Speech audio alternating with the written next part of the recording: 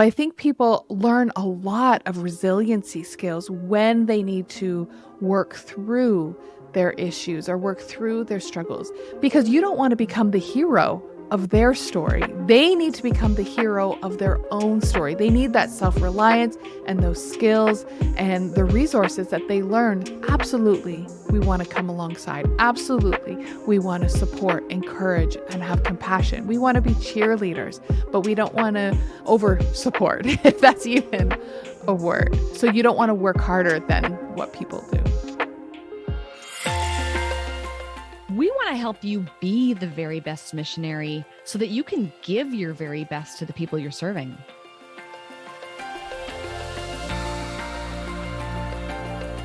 What makes this podcast unique is it's done by missionaries for missionaries.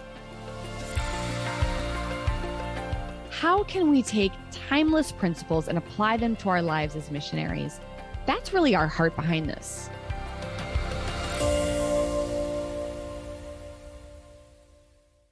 Welcome to this episode of the Modern Day Missionaries podcast. Today, I'm thrilled to have Laura Howe joining us. Welcome, Laura. Thank you so much. I am so excited to be with you today. And you were just telling me, actually, before I even introduce you, you have a missions connection. Like, this has been on your heart since the beginning. Oh my goodness. This feels like a full circle moment for sure. My background is I went to school to be a social worker. And at the very beginning, I was doing local missions in my hometown, working in, the youth centers and drop-ins and trying to volunteer locally.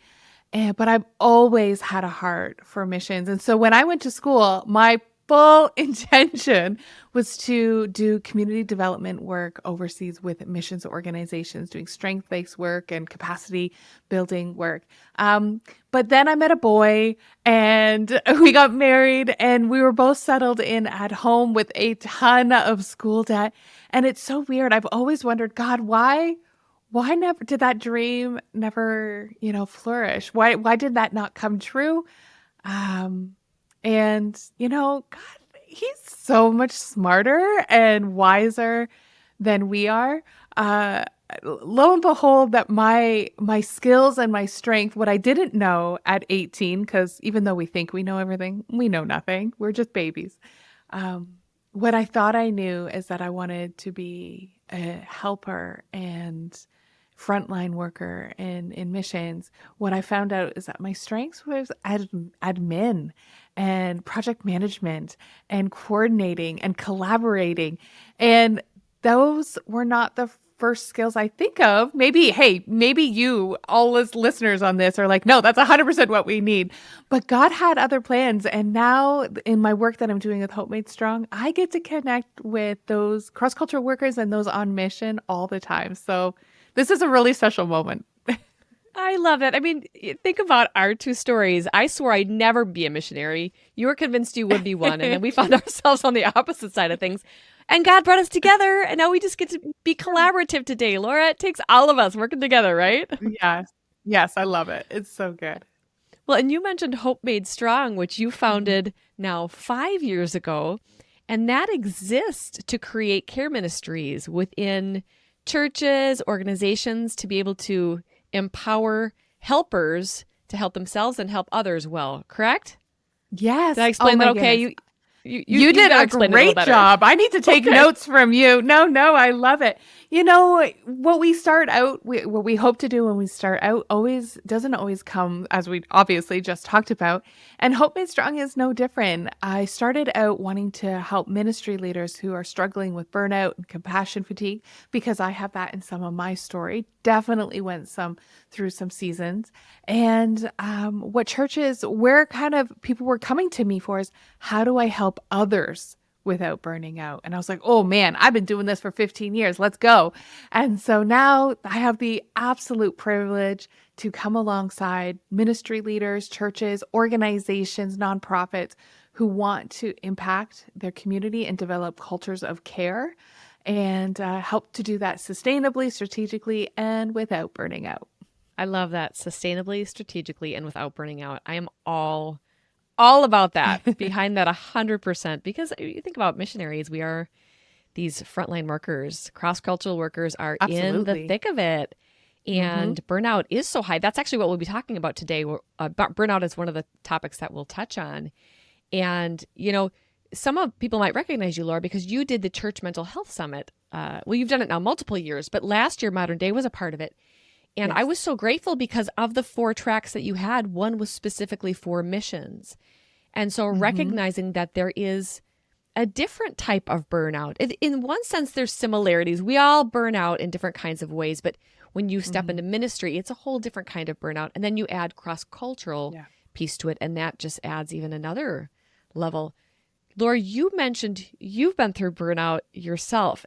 Is that part of what helped get you passionate about helping others? 100%. We are provoked to change and provoked to action for so many different things. And one of those things is when we have our own story, our own lived experience. And that was definitely part of my story and what happened. A clinical social worker here in my hometown in Canada for 15 years, working with those who struggle with serious mental illness, crisis, case management, walk-in counseling, and just supporting individuals who are struggling in my hometown. And I did a fantastic job compartmentalizing all of that trauma that I was exposed to, because trauma is very, very sticky. Whether we like it or not, it impacts us. Whether we know it or not, it impacts us. Definitely learned that the hard way. And thought I was doing really, really well until some sneaky red flags started popping up and impacting my life personally, my health, my own well-being and mental health. And when it started impacting my work, that's when I actually took notice. My family was struggling, my relationships were struggling, but those are fine. We can just sweep those under the rug. Those are behind closed doors. But when my work started being impacted, where I wasn't showing up as my best person, where I was putting limits on conversations that were not helpful, when I started desensitizing, becoming really numb to things that were previously really impactful, that's when I saw, oh, I am struggling. And so, to make a long story short, I took some time away with the support of my supervisors, and I ended up taking 2 months away. Now, I didn't think I'd do that at the beginning. I thought, okay, I'm just going to go home, check off my to-do list, take a few naps, walk my dog, and maybe organize some closets and drawers that have been bugging me. I'm going to take 2 weeks off, refresh, and get right back to it. But man, oh man, does our body ever keep score? Does our soul ever? You don't realize how depleted your soul is until you stop and take a look inward. And in those 2 weeks, it hit me like a ton of bricks of how depleted I was emotionally, relationally, spiritually, completely burnt out, crispy fried. And in that season, I was just like, okay, Lord, how can you redeem this? I'm on the track to wellness. I'm seeing a counselor. I'm doing the things that I need to do. How can you redeem this? Can I ever do work for you and in this capacity again? And he just began opening my eyes up to see how myself as a frontline worker doing all of these things, I had all the protections around me. I had supervisors, I had sick time, I had benefits, I had counseling all available to me. I had family and coworkers who I could be very vulnerable with. But I began to see that ministry workers had all of the exposure to trauma, all of the demand placed on them, the even more so when you look at, you have to, the expectations of being available for someone 24 hours a day, and the whiplash someone must feel from going from doing premarital counseling and being really excited, or a baby blessing, all the way to doing funerals and hospital visits in one day. My gosh, that is a big spectrum to be exposed to. And pastors and ministry leaders and those on mission don't have the privileges that I had to get well.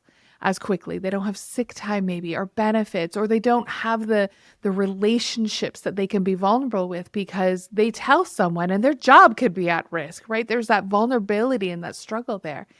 And so my heart just broke open for ministry leaders. And so I started Hope Made Strong with the passion and drive to support ministry leaders as they were navigating burnout, to try to provide prevention strategies and even create tools and resources that could potentially help mitigate some of those struggles and help people find wellness. I appreciate in your story too that you don't say, oh, they should just stop their jobs and change professions. I mean, that would just seem like, oh, the obvious choice for somebody not, I guess working in ministry. Well, just quit, get a new job. But there's this calling when you're in a helping profession, when you're it's in part of your identity. Ministry. It's part of what God has so called you to do. And there's times where that's not an option. There's no way, I'm not going anywhere else. But you said in your story, even with all of the necessary tools to be able to take care of yourself surrounding you, you still experienced burnout. And I think it's affirming for those listening to go, okay, so I don't have any of that available. And so even that much, how much more is it likely for me to experience burnout? So if we dig into that a little bit more, what are some symptoms of burnout? I think sometimes, like you said, we get to the point where there's the straw that breaks the camel's back and we know we're in straight up burnout. But what would be some of the symptoms leading up to it so we can catch ourselves before we completely fall over? Well, that is the funny thing about human nature. We often don't do all the preventative care and the preventative recognition before we, jump off, not jump off the cliff, but fall into burnout. But there are some signs and symptoms. Now, the work that I do, I often talk about compassion fatigue and burnout on the same track. They're very similar, although they are different. So the signs and symptoms that I'm going to share can be for either or, and we can talk about the differences in a few moments. But the signs and symptoms would definitely be no matter how much sleep you get, you always are exhausted. There's always dragging feeling of exhaustion, no matter how much you prioritize sleep or get a good sleep. It's this dreaded exhaustion and heaviness, the weight of it. There's a lot of around sleep, the exhaustion, but also difficulty going to sleep, waking up in the night. But also things of the jaded or numbness. So, we all have that caring face. We lean in, we furrow our brow a little bit, we nod our head. We want to show someone that we're attentive and we're listening. So we have the external communication tools telling someone that we're listening and leaning in. But sometimes when we are burnt out or experiencing compassion fatigue, our internal conversation is thinking, when is this conversation going to be over? I don't have time for this. What am I going to make for dinner? Or all of the to-do lists that we have. And so we become numb or jaded or desensitized to the work and to the care that people are asking from us. That's a big one. I could go on and on and on. Decision fatigue. How many people after work or after a busy day in ministry, you're in the grocery store and you're like, there are too many breads to choose from. I can't make choices. I'm struggling with even the simplest things. And we feel foolish. We feel silly. I am a smart individual, but why can I not make a decision or struggle with communicating my needs? Definitely a common one. Our relationships are often strained, we'll say. Quick to anger is sometimes a trigger. That was certainly what mine was. So I'm not saying all of these I've experienced. Quick to anger, where someone asks, you come in the door and you're asked like 500 different questions, especially if you're a parent and you're quick to anger. Man, if I could go back in those years, I would love to be able to be more patient and kind with my young children, or have tolerance for my husband. I know that sounds awful, but it's so true. I would be exposed to so much trauma at work and hurting people. And my husband would be like, oh man, I had a rough day. the internet wasn't working well or my computer was acting up. And I'd be like, oh, you sweet poor baby, you princess. You couldn't have your computer. And it was awful. Like I was not a kind person because I would lose my empathy for others because of how much empathy I poured out in my ministry. Not only did I lose my empathy for others, but I also lost it for myself. I would be my worst critic. I am not a good mom. I'm a terrible daughter. I'm not a good friend. I'm backing out on plans. I'm not a great wife. All of these things, I would have no compassion for myself and what I've experienced and just beat myself up. So I think that is a trademark and hallmark sign of compassion fatigue is when you lose your empathy for others and you lose your empathy for yourself. Wow. So you're mentioning the effects of burnout are both inward and outward, which is important to Oh, remember. absolutely. Like who is burnout hurting? It's hurting myself. It's hurting my family. It's hurting those around me. When ironically, we usually get into burnout because we're trying to help people even that much more. It's Yes. so ironic. And we end up doing Mm-hmm. damage. I love the analogy I used to say to my husband back in the day. I don't remember when this came about, but he was in a really intense season of ministry. And I remember saying to him, even a surgeon has to put down the knife sometimes. There's always people going to be coming in on the table. Because if we keep going, at that point, that knife is going to cut someone. That knife that's meant to heal Mm-hmm. is going to hurt. So, Mm-hmm. what are some of the examples that you've seen, maybe in the missions space, of people hurting themselves or others?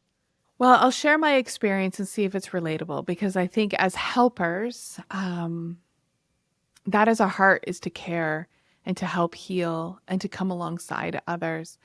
And in those best intentions, we inadvertently hurt others. Because we're coming from a place of hurt. And so when you're a caregiver, it takes a lot of intentionality to be reflective and know how you are so that you don't mistakenly harm others. And one of the things that I started noticing is that I would really limit other people's time with me, which is unfortunate. So I was putting up protective barriers and boundaries that we can't give 100% to everyone else, but I was starting to get really really limited where when someone would share with me a story and I said, oh, and I literally would put my hands up in front of me in a stop position, creating more space between us, where I said, I don't know if it's super healthy to go through all of this. Now, my role as a therapist, that is 100% my role. So as a ministry leader, as a missionary, cross-cultural worker, knowing the function that you are, providing for that person, a cheerleader, a support person, a listening ear. When we start to notice that we are limiting that, that is a yellow flag to identify we might be stepping into, limiting and creating barriers that are not necessary there.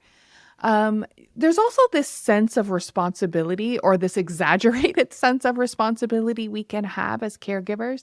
This sense of God put me in this position for this person and only I can help. And so nothing else matters. Family becomes second. Our own walk with God, our own soul care becomes second because God placed this person at this time in our lives. And I think we become this exaggerated self responsibility to this person and to our importance in their life. And, I'm trying to balance out the conversation a little bit. So I might be a little bit further on the one side where we will become enablers rather than empowers. So we will do more work than the person we're helping is doing. So if they need something, we will meet that need without them learning the pain of the consequences of their choices. So we will enable someone and become I think overbearing might be the right word, but we will engage on a deeper level than maybe necessary for individuals. So I think that could become harmful to those that we're serving. That's really significant. And I think that's something that probably most of us listening have done at a certain point in time. Oh, for How can sure. you recognize? Oh, yeah, right? I know, especially as helpers, but Laura, how can you Yeah. recognize when you are enabling rather than empowering? Mm. If you're doing more work than the person is doing, is kind of the cue that I often have taught students along and other caregivers, is that if you are doing more work than the person you're helping, then you are crossing boundaries and you're enabling, or you are making it easier for people. Now, I'm not saying that people should suffer. Absolutely, we don't want to sit back and watch. But if someone needs to get connected to services, don't make the phone calls for them. At the very most, sit with them or have them sit with you as you make phone calls, or you sit beside them as they make the phone call. If someone needs groceries and they are able-bodied, then they come with you to get groceries. Or if someone needs to do some research around services or resources, they do the research and then you come back and connect with them, or you do it together. So I think people learn a lot of resiliency skills when they need to work through their issues or work through their struggles, because you don't want to become the hero of their story. They need to become the hero of their own story. They need that self-reliance and those skills and the resources that they learn through those. Absolutely, we want to come alongside. Absolutely, we want to support, encourage, and have compassion. We want to be cheerleaders, but we don't want to over support, if that's even a word. Yeah, so you don't want to work harder than what people do. Yeah, and that takes a lot of self-awareness and A lot. humility to say, I'm trying to be the hero of everyone else's story. And Mm, there is that perception sometimes, I think, with missionaries, is that missionaries are these heroes. And so how easy mhm. is it for us to step into that, because it's what's expected of us. You know, Yeah. the people sending me think I'm the hero and I want to be the hero here. But heroes, I mean, look at how that goes for sometimes those heroes in the stories. First of all, none of us are Mhm. demigods. You know, this is not Yeah. Percy Jackson or Greek mythology here. We are No. actually human, so we can't do that. But yeah, Yeah. how's that going to end up for us if letting Yeah. them be the hero of their own story? That's so good, Laura. That's so good. Yeah. Yeah, and it's this learning of self-reliance on Jesus rather than reliance on you as a individual, right? We are, and I think of my parenting role. My job is to create kids who can hear and obey the voice of the Lord. And we want to do that with all of those who we support and care for. And if we become that voice, if we become that trusted advisor, then there's a vacuum or there's a gap when we are no longer able to be a part of that person's life. So we want to build those resiliency. We want to build those skills of trusting in the Lord and hearing from the Lord. And it is harder than actually doing it. It is harder to hold back and see someone struggle through their own solution than it is for us to step in and provide the solution. But it really is, it's better for us. We don't want to burn out, and it's better for them. Yeah. Okay. Say more about that then. So you just identified a really healthy way, a step that people can take to begin to experiencing less burnout by Mhm. empowering people, by taking a step back, by training Yeah. them rather than trying to do everything for them. What are some Mhm. other healthy ways that missionaries can begin to take better care of others and themselves? Yeah. I think being in community is probably one of the largest ones. Have at least one relationship with your truly vulnerable that are, real talk, maybe not your funder or your denomination or, member care. I think there is a direction in these organizations to create safe spaces, but you don't always feel safe in those spaces. And I'm recognizing that as a reality. Absolutely, there's work being done to create those safe spaces, so we will get there. And for some organizations, they are there. But if you as an individual find someone where it's safe, where you can be real, authentic you. You don't have to be the one who is going in, that hero, right? You can be like, I am struggling. This season has been rough, you know, and having that companionship of someone in your life and meet with them regularly. So some people find this as a counselor. This is why a lot of people find so much support in counseling. Some people find this in mentors, coaches, family members, pastoral staff, and peers, friends who are able to walk with them. And so I'm not describing everyone should go to counseling or everyone needs to have a counselor. I think having a relationship that you feel safe with, that you're able to connect, is absolutely vital. Another one is there's 7 keys to resilience that I talk about. But we'll just point out a couple that I think, we talk about Sabbath and finding rest. I'm not going to talk about those because you know those. Everyone in this call knows those. But one thing that I don't think people pay a lot of attention to is having fun and having hobbies and enjoying just for the pure sake of joy. And I know I struggle with that, being a little bit task oriented. Everything needs to have a purpose or an outcome, or you work towards a project, a box to check off. Man, do I love Saturdays, making the checklist of all the things you need to do. That feels good.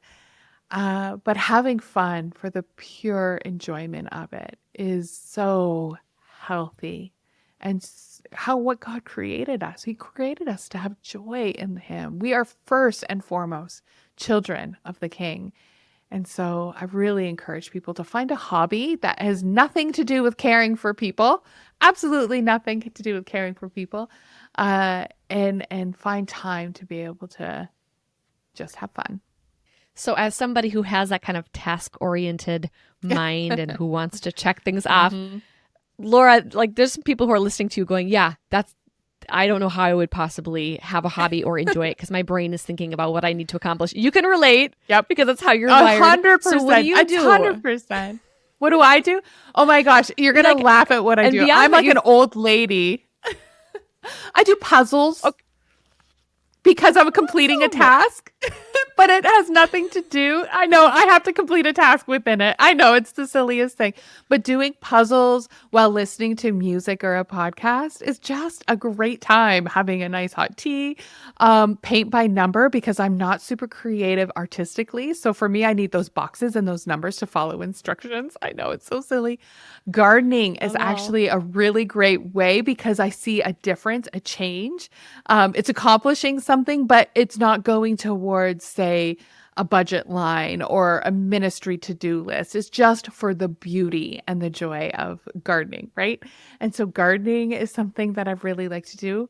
I walk my dog and I listen to music or podcasts that have absolutely nothing to do with work and ministry, just for fun and in the woods, get out in nature. And then I love to host and eat really yummy food. And so I love to have dinner parties and invite friends over. And so those are the things that I do because I'm so task oriented, but they don't serve the ministry. They serve me. So you've assigned them purpose, and that's good because there are a lot of people like you, I think, on the field. I mean, we're wired very similarly, Laura. So I'm just like, tell me what you're doing because I need some ideas. But I think, and I do the same. I like to assign a purpose to it. And so for people who are listening going, I can't justify that, or what is that accomplishing? Well, tell yourself, it's accomplishing something for me. It's making me a better person. It's making me more able to serve. It's like you said, you're walking the dog. You are doing something for the dog. You are putting a puzzle together. Check. I mean, if you need to put a box next to I did my hobby, so I checked it off, do what you need to do. It's fine. We all got to start somewhere, right? Yeah. I was talking with a pastor and she was just like, I don't know what to do. This has not been in my worldview, my even understanding. And I said, okay, well, what did you do when you were 8 years old? What did you do? Did you ride a bike? Did you build Lego? And she goes, I actually love to play with my dollhouse and I would love to decorate it. And I was like, so do that. And she was like, it's in my attic. And so she got dollhouse from her childhood years out. She went to, a store, got scrapbooking paper, and she redecorated her dollhouse at, 40 something years old. And she was like, I've never been I haven't had opportunity to be creative. It awoke something in her where she had, so if you're really struggling, think about what you did as a child and do that.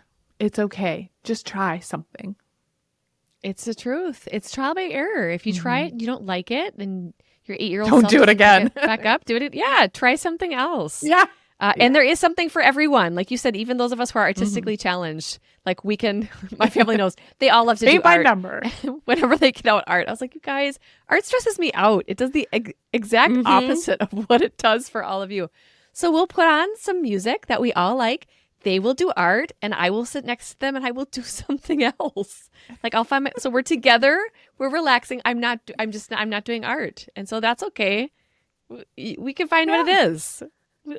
We just gotta try it out. Yeah, for me, it was paid by number because I had something to do, a task, a box to fill. Yes, I'm gonna try that, and then I can tell my family that I do art. So there we go. Yes. Thank you. You gave me an idea. This was a bonus, Laura. Okay, so what do we do now when guilt starts to set in? Because guilt is huge for humans and for missionaries, and I'm thinking of guilt in two ways.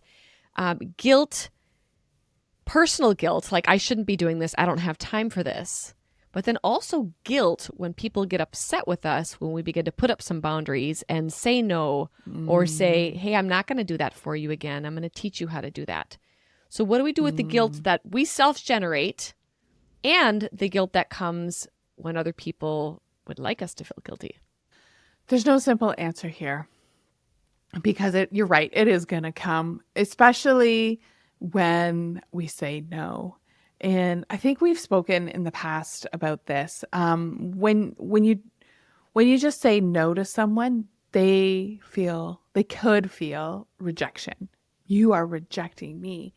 But when you tell people what you're saying yes to, it removes the attack. It removes the rejection. It removes the us, me versus you. There's no competition here. You're just following and fulfilling the agreement, the yes that you have already said. And if that yes is your appointment with yourself and your pillow on a Sunday afternoon, then that is your appointment that you said yes to. And so by telling people, thanking them for asking you to connect with them, that is an honor that people are inviting you into their lives. But however, you've already booked a time or you already have an appointment or you're already scheduled to do your commitment to do that. Whether it's your kids' field trip, family dinner or something like that. People feel less angry or push you. And so then you feel less guilty about it because you've told people what you're doing. You're not rejecting someone, but you're honoring your commitment that you've made. The guilt that you feel by following through with some self-care, man, it's going to be there, but there's no, just do it. Pick the easy thing. Don't try to go on vacation or go get the spa. Start with something small, like going for a walk or eating dinner or your lunch at a table instead of in your car or at your desk. Start with the small things and just grow a tolerance for it. Feels good to treat myself like a friend would treat me. If that's what we want to get at. And I think your tolerance for this will grow as you see that your capacity to care for others grows. Because the less time you spend on yourself, the less capacity you have for others. And so you want to grow your capacity, then you need to grow your self-care.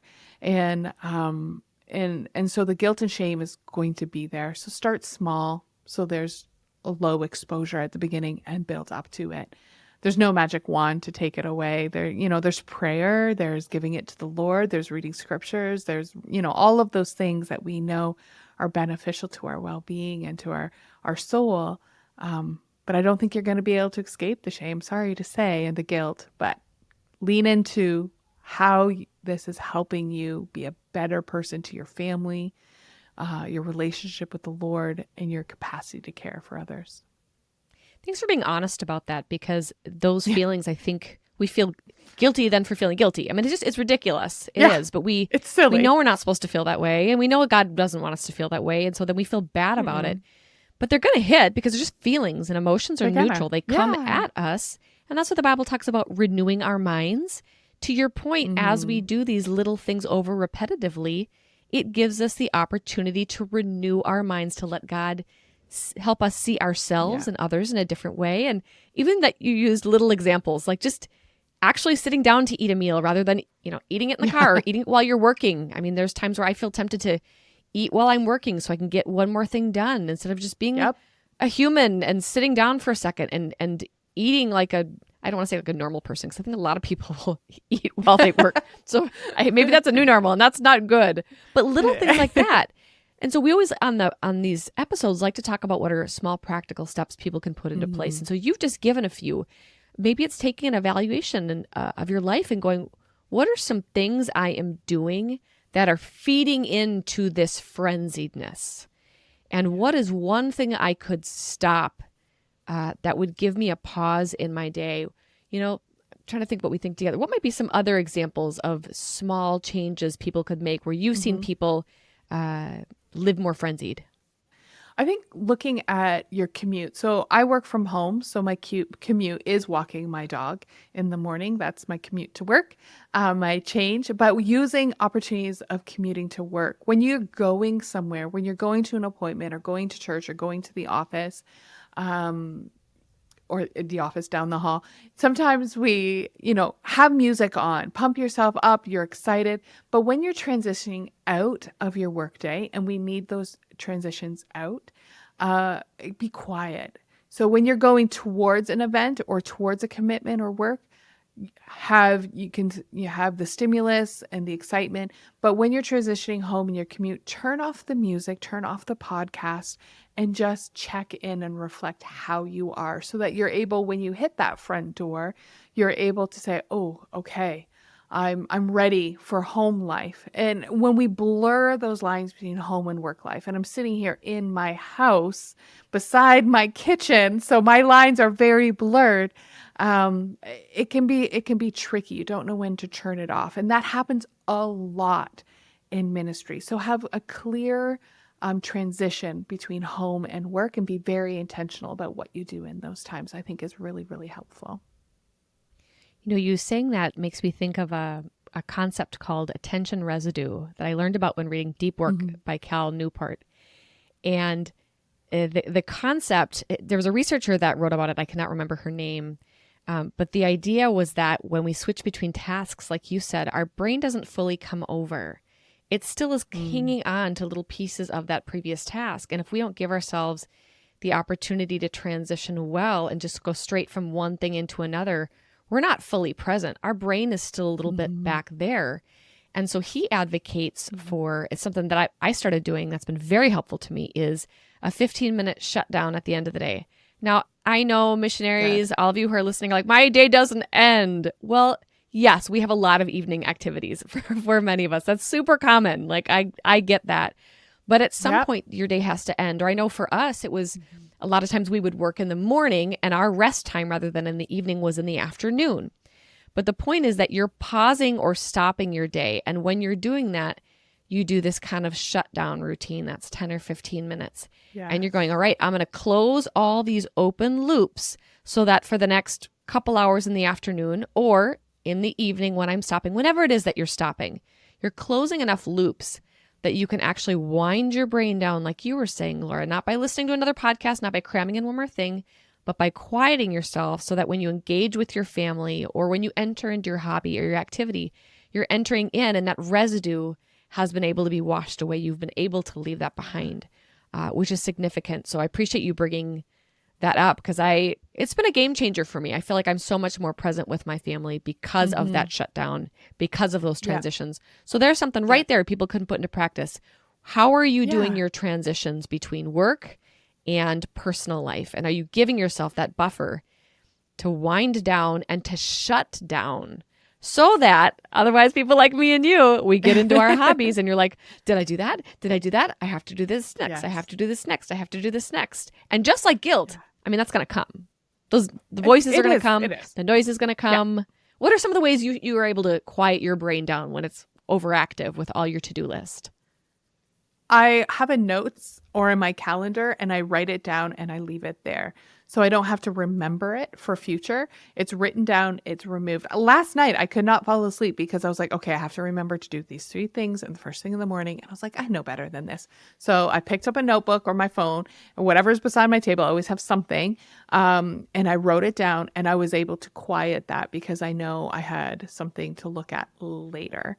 But we do this oftentimes. I call this like micro moments of reflection in our day. Like when we sit down to pray, it's an external when we sit down to eat, we have this instinct to pray over our food and give thanks.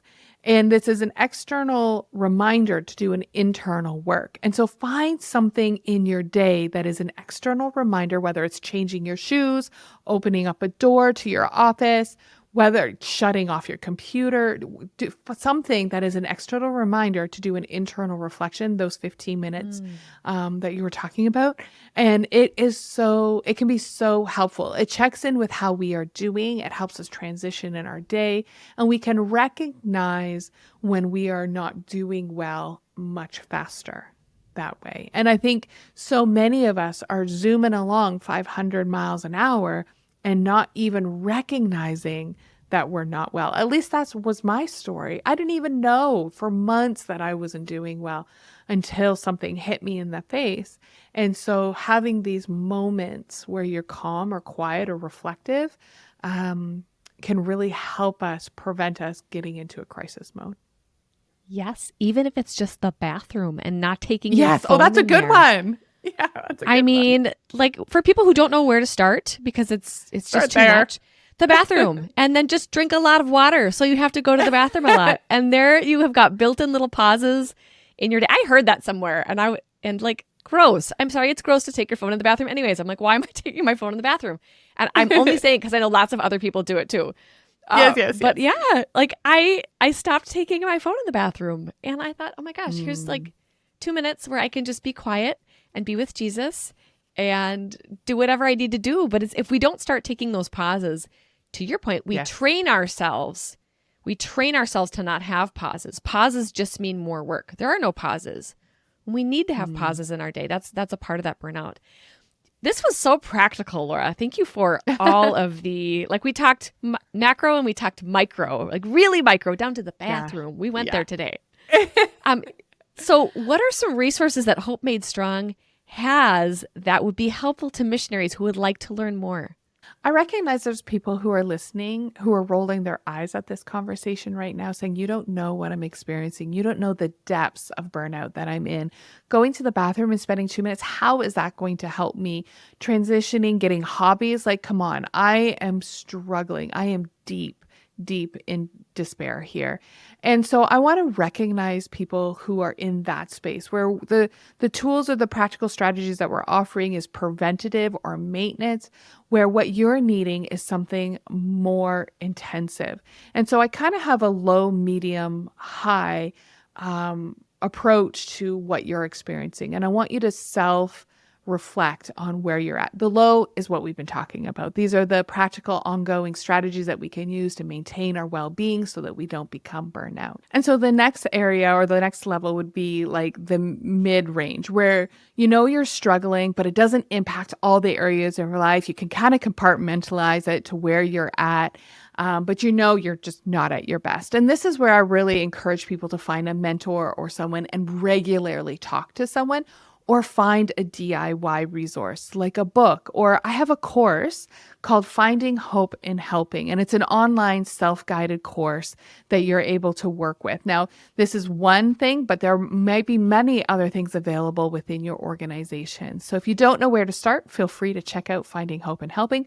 Otherwise, there are a lot of books and podcasts and resources around to help ministry leaders who are struggling, and more of a DIY. However, if you were like myself, who I was in the depths of burnout, where I was struggling, it was impacting my health, my relationships, and my work, then I strongly suggest, or I recommend, that you connect with a clinical mental health worker, whether that's a counselor or a therapist, and take some extended time off. Now, I needed to take 2 to 3 months where that might not be available to you. So maybe take 2 to 3 days and do that regularly. Every couple weeks, take some time away to really see how you're doing so that you don't have to walk away from ministry to be able to find well-being, right? We don't want that. No one wants to do that. And so that low, some of the strategies we're talking about today, medium, those DIY resources, and I have a course on that. And then those, if you are having some significant struggles, then I would say connect with a counselor or therapist. Yeah. Thank you for that, Laura. Yeah, burnout does not have to be the end. There are ways to find healing. There are ways to prevent it from happening. So whatever place you find yourself in, like Laura just mentioned, we want to encourage you to take steps to get better, because that's what we always say about this podcast. It's we want you to be well so you can serve well. And we want you to be well because we want you to be well because God loves you and He cares about you. Yeah. And we know your heart is to serve. And so we want you to be able to do your best and stay in this for the long haul. And Laura, another thing that you had mentioned to me is the Church Mental Health Summit will be coming up again here this next year. Would you be able to share that with everybody? Absolutely. I am so excited. This is going to be our 5th Church Mental Health Summit, meaning that for the last 5 years, we've offered an online free resource for ministry leaders all over the world. So last year we had close to 11,000 people register from 125 different countries. So our goal is to make this accessible and easy for people to learn and get new resources. So if you go to churchmentalhealthsummit.com, you'll see the next event, and it comes up October 10th. And this is online only. It is free for that day because it's World Mental Health Day.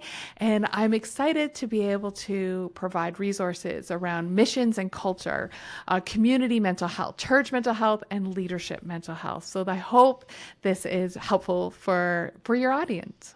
Yes, it was so good last year. So we loved getting to be a part of it. And like you said, it's free. So if everybody can get the date on their calendar now, then they can get all signed up. So we appreciate you all joining us today. We're going to be posting resources to all of the things that Laura and I mentioned. And we just encourage you to take whatever next step God spoke to your heart today. So thank you for joining us. And we look forward to seeing you on our next episode.